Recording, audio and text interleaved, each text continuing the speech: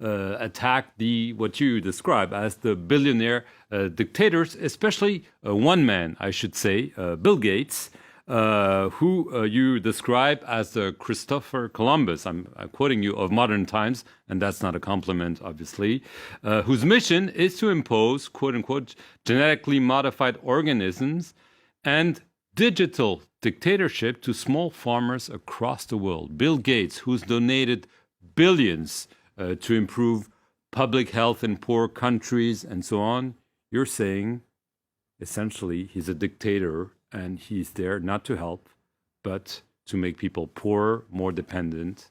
Well, Bill Gates is actually continuing the work of Monsanto because Monsanto had so many movements, and we held a tribunal on Monsanto.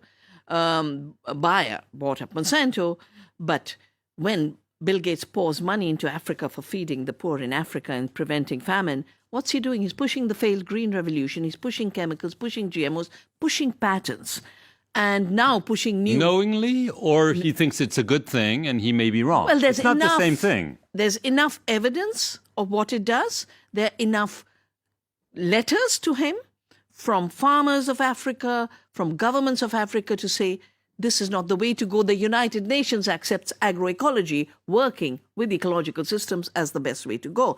Now, Bill Gates is trying very hard to shift the patenting issue now to digital.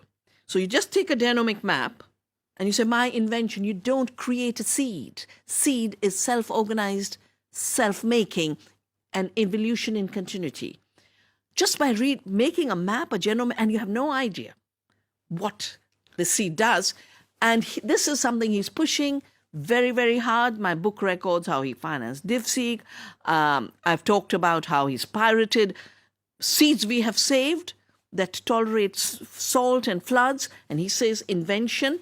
This biopiracy is a bit like Columbus, where Columbus is supposed to have discovered America when he basically went as a pirate.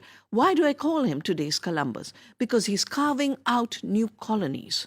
Software should have stayed open software. So you say he has a strategy, a nefarious strategy, what you describe as philanthrocapitalism, is a nefarious enterprise. And so you're not saying he's using the wrong methods, he's pursuing a wrong goal with self-interest. You also attack Mark Zuckerberg, the founder of Facebook, saying they're all linked together. I mean, this reeks a bit of conspiracy theory, doesn't it? Well, my book is based on the new evidence that's coming out. All you have to do is see the ownership, and I have data in the book on how there's common ownership. We stopped Mark Zuckerberg from trying to get into Indian agriculture. It was a big mobilization of people who believe in the open internet. What did he want to do?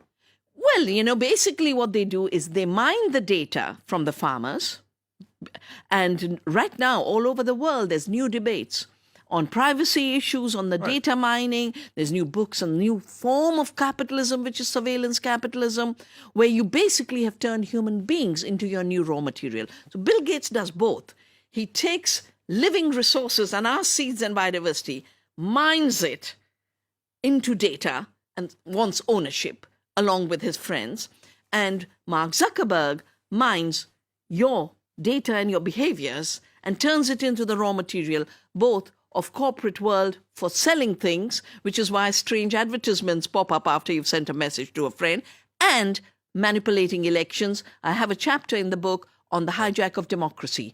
You have enough data on what happened with Facebook selling data to Cambridge Analytica and how we are popping up with artificial intelligence leaders. This is a major threat to democracy. So this is why you're calling them billionaire dictators, because you think they're not helping democracy, but actually threatening and even killing it? I mean, isn't this too much? No, I have grown up in an India that was post-independence. I've grown up in an India that had absolutely no corporations.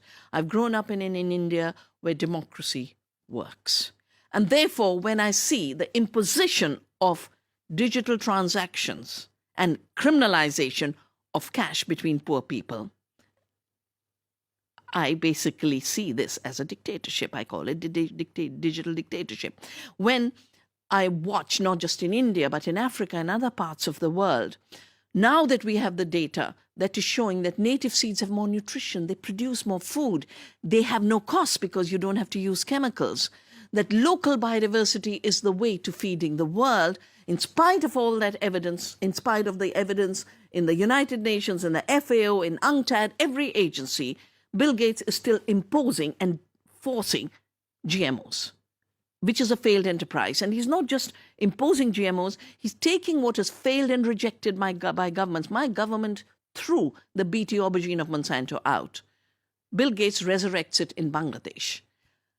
We rejected the golden rice for solving the problem of blindness. He finances it to continue through Philippines. So he's taking all the failed projects with the wrong thinking that life is like a word program and can be chopped and cut and pasted, when it's an amazing complexity of self-organization, and scientists call it autopoiesis, self-organization, writing your own poetry. That's what life does. He is absolutely ignoring all of this new knowledge that new science is giving us and imposing a failed technology with a huge cost to the planet, only so there can be monopolies and people and farmers aren't free to have their seed. Vandana Shiva, obviously you have strong views and we're happy that you were able to share them with us. Thank you very much